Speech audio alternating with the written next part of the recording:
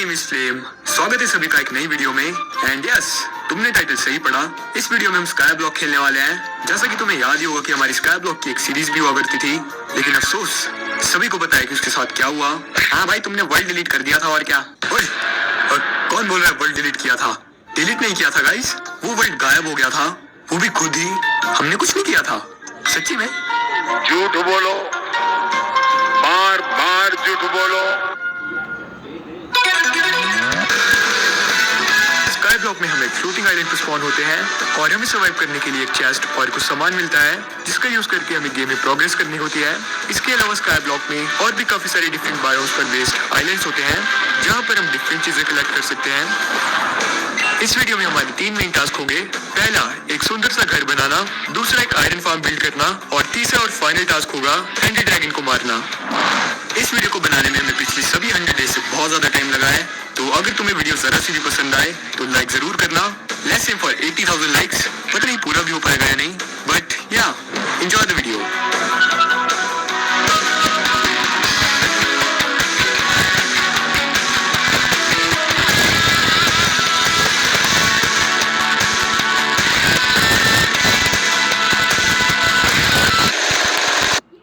This video sponsored by HitPaw video converter. HitPaw video converter purchase करने पर तुम्हें day 2 पर कोबलस्टोन बनाया और पिकैक्स बनाकर कोबलस्टोन इकट्ठा करना शुरू कर दिया। साथ ही हमने सीड्स को भी फार्म कर दिया, क्योंकि खाने के लिए हमारे पास सिर्फ एक सेब था, और पूरी रात तक सिर्फ कोबलस्टोन माइन किया। डे 2 पर कोबलस्टोन से स्लैब बनाकर हम गए दूसरे आइलैंड की तरफ, जो था एक स्वैम्प आइलैंड। उस आइलैंड से हमें पानी मिल गया, जिसका यूज करके हम इनफाइनाइट वाटर सोर्स बना सकते थे। घर आकर हमने आइलैंड के नीचे से डर्ट इकट्ठा करने के लिए कोबलस्टोन प्लेस किया, ताकि कोई भी डर्ट का ब्लॉक नीचे ना गिर जाए, क्योंकि स्काई ब्लॉक में डर्ट डायमंड से भी ज्यादा कीमती है। इसके साथ ही हमने आइलैंड को भी एक्सपेंड कर दिया, और रात तक हमारे पेड़ भी ग्रो हो गए। तो लॉग जलाकर हमने टॉर्चेस बना दी। सभी पेड़ों को काटने के बाद हमें 10 सैपलिंग्स मिली, और नेक्स्ट डे तक हमने फिर से कोबलस्टोन माइन किया। नेक्स्ट डे हमने दोबारा एरिया एक्सपेंड किया और सभी सैम्पलिंग को फार्म किया। उसके बाद हमने एक बार फिर से काफी देर तक कोबलस्टोन इकट्ठा किया, और डे 4 तक हमारे पास काफी सारा कोबलस्टोन हो गया था। गेम खेलते हुए डे 4 भी शुरू हो गया था, लेकिन अभी तक हमारे पास एक भी बेड नहीं था। तो हमने एक मॉब फार्म बनाने का सोचा, क्योंकि उससे हमें इजीली स्ट्रिंग मिल सकती थी, जिससे हम अपने लिए बेड बना सकते थे, और इसके साथ ही हमें मॉब फार्म से और भी काफी सारी जरूरत की चीजें मिल सकती थी। तो डे 4 पर हमने मॉब फार्म बनाना शुरू किया।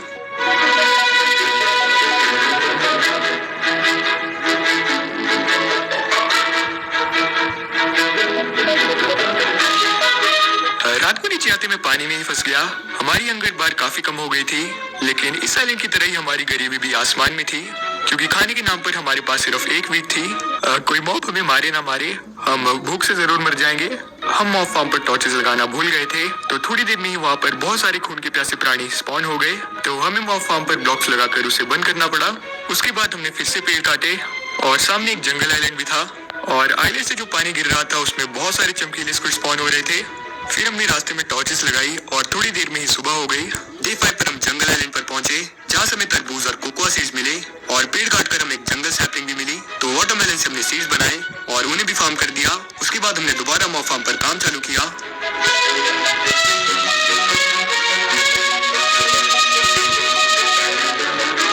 मॉब फार्म पर काम करने के बाद हमने एक बार फिर से कोबलस्टोन माइन किया। नेक्स्ट डे हमने थोड़े और पेड़ लगाए और दोबारा माइनिंग कंटिन्यू की, क्योंकि मॉब फार्म के लिए ब्लॉक्स कम पड़ गए थे, और हमने कोबलस्टोन फार्म को डबल कोबलस्टोन फार्म में कन्वर्ट कर दिया, ताकि हम ज्यादा स्पीड में ब्लॉक्स इकट्ठा कर सके। साथ ही हमने इनफाइनाइट वाटर सोर्स भी बनाया, और उसके साथ ही सीड भी फार्म कर दिए। तो कोकोआ बीन और व्हीट का यूज करके हमने खाने के लिए कुकीज बनाई। उसके बाद हमने फार्म के लिए सामान इकट्ठा किया और दोबारा काम शुरू कर दिया। हम मॉब फार्म पर काम कर ही रहे थे, लेकिन तभी हमें वो प्यारी आवाज सुनाई दी। राम जी के चेले हमारा पीछा करते करते नेदरवर्ल्ड वर्सेस स्काई ब्लॉक में आ गए थे, और उन्होंने स्पार्क को हाफ आर्ट पर पहुंचा दिया। खाने के लिए हमारे पास कुछ भी नहीं था, और हाफ आर्ट पर बाहर जाना आत्महत्या की तरह था। तो पूरी रात स्पार्क मॉब फार्म में रहा, और मैं ट्री फार्म पर। नेक्स्ट डे हम मॉब फार्म के ऊपर गए, और हमें वहाँ पर स्केलेटन भाई की अस्थियां मिली, जिससे बोन मील बनाकर हमने व्हीट को ग्रो किया। फिर हमने कोबलस्टोन फार्म से डर्ट इकट्ठा किया और उस पर व्हीट लगाया। उसके बाद हमने दोबारा खाने के लिए कुकीज बनाई और मॉब फार्म पर काम शुरू किया।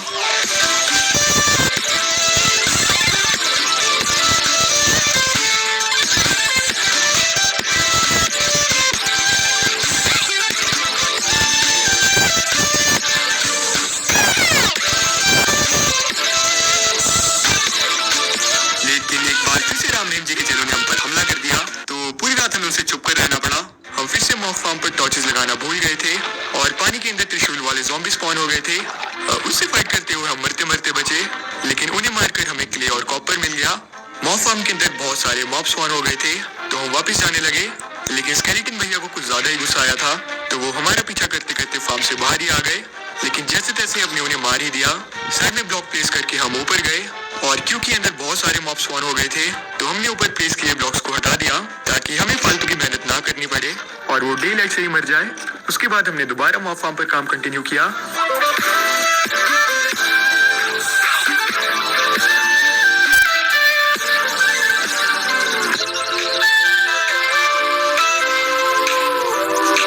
फाइनली रात तक काम कंप्लीट हो गया और मॉब फार्म हमारी उम्मीद से कुछ ज्यादा ही अच्छा काम कर रहा था। तो सुबह तक हम मॉब्स को मारते रहे। मॉब मारकर हमें काफी सारी स्ट्रिंग, एक आलू और आयरन भी मिला। स्ट्रिंग से हमने 3 वूल बनाए, जिससे हम बेड बनाएंगे। इसके अलावा हमें काफी सारे ज़ॉम्बीज के टुकड़े मिले।